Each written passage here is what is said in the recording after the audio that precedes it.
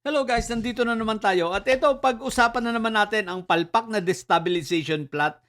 Ang palpak na destabilization plan nitong may Sayad Black So, palpak, sama-samang pumalpak. Sino ang mga pumalpak rito? Si Mike Diferencia, si Marco Tae, at syempre itong si Madam 10K. Syempre, ang nagagalit ng gusto rito yung mga magkakapatid na may sayad. Yung nasa Davao City. Bakit? Palpak eh. Ang gusto talaga nila guys ay magkaroon na ng pagkakagulo at ma-destabilize At ang direksyon ng ang direksyon sana ng mga Marines, ng mga Marites na ito ay papunta sa kay PBBM.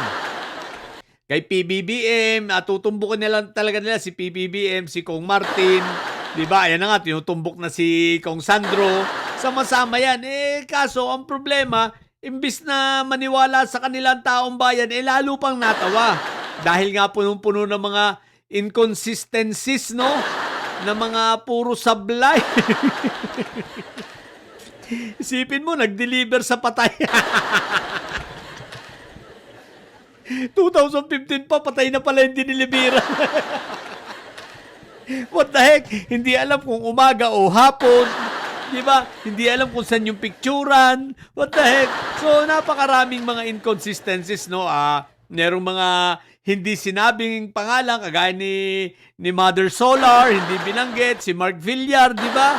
What the heck? Nandun sa affidavit. So, ngayon, pumalpak ang kanilang plano sapagkat kulang talaga sila sa bilang. Kulang sila sa bilang upang makalunsad sila ng pagkakagulo. Sino ba naman ang pupunta dyan? Ayaw nyo pa kasing tanggapin na wala na talaga kayo.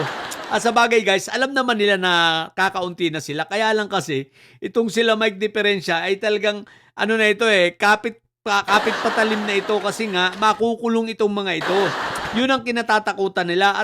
At hindi na nila mapipigilan yun guys. Tandaan niyo anumang oras simula ngayon hanggang hindi yan naabutin siguro sa next year, mangungulungan ang mga yan. Sapagkat lalabasan niya ng mga lalo si Mike Diferencia ng warrant na walang piyansa.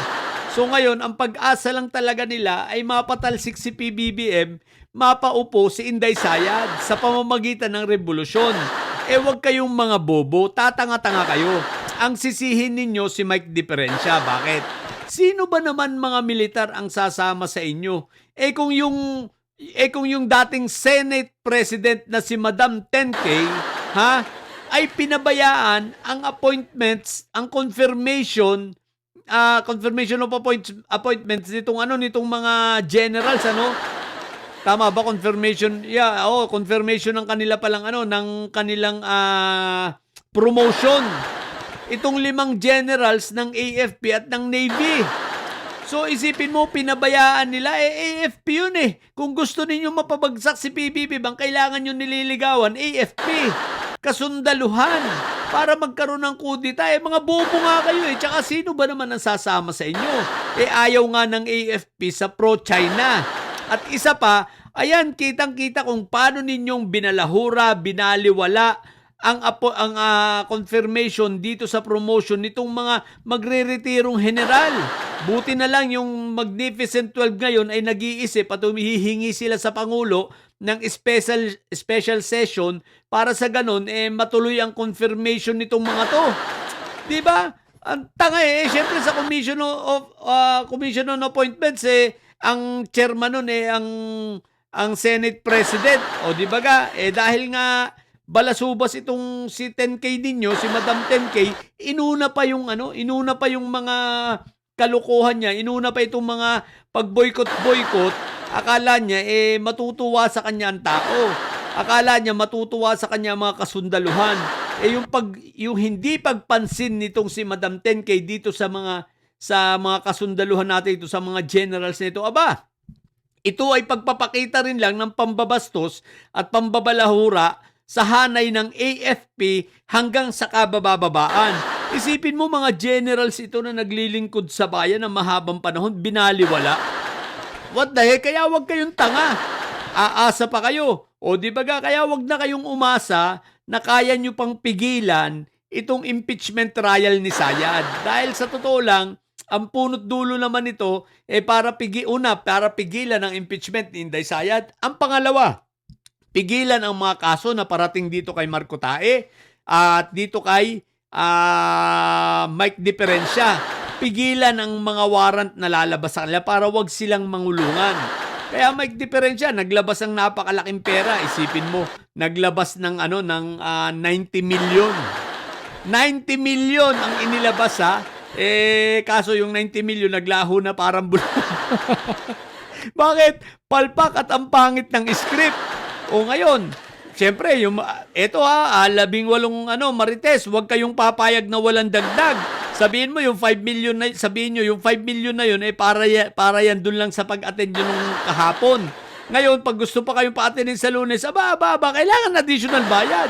Singilin nyo ulit si Mike Diferencia. Tandaan ninyo, mangungulungan din kayo, sagarin nyo na. Diba? Kumbaga, ubusin nyo na ang tulo ng gripo. Para sa ganon, mangulungan kayo, mahaba-haba ang PC na maiiwan nyo sa inyong pamilya. Diba? Ganon rin naman So, sagarin nyo na. Sagarin nyo na ang pagsisinungaling. Siyempre, sagarin nyo na rin ang paniningil dito kay Mike Diferencia. Kayang-kaya nyo na yan. Tandaan ninyo. Bakit? Pag hindi kayo binayaran, sabihin nyo, babaliktad kayo.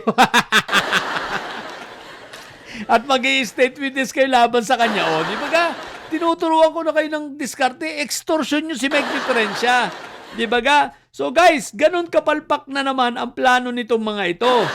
Destabilize, sirain ang Pangulo, sirain si Kong Martin, sirain si Kong Sandro, sirain sila ang magkapatid na Tulfo, sirain sila Tito Sen, itong lahat, no? Pati ang mga sila Laila de Lima, sila Congressman Jinky, lahat ng ng mga nagsulong ng impeachment. Tandaan nyo at mga anti-Duterte, lahat yan. Talagang yan ang target nila, sirain. Ang problema, wala naman silang bilang. Sino ba naniniwala sa kanila? Wala namang naniniwala na sa mga Sabi nila, ang taas nga ng views ni Madam 10K, mga bobo. Tumaas yung views doon dahil sa curiosity ng mga nanonood na mga mga loyalista na tinatawanan siya. Tawan-tawa, ginagamit pang content yung kanyang mga live, di ba? Kaya dumami ang views. Pero tagasunod, naku po Rudy, wala na kayong bilang. Yan ang totoo. So lahat ng ito, ang destabilization plot na ito ay para ipigilan talaga ang impeachment trial at pigilan ang paglabas ng mga ebidensya laban kay Inday Sayad kasama na ang bangko. At ang pangalawa, ito nga, pigilan ang warrant of arrest at ang demanda rito kay Marco Tae at ang warrant of arrest din dito at demanda kay Mike Diferencia. Pues, hindi nyo na yan mapipigilan. So, sa madaling salita, bigo! Mga didilis, bigo na naman. Bigo na naman kayo. What the heck? Wala na kayong lahat ng plano ninyo na bigo Hindi pa ba kayo napapagod?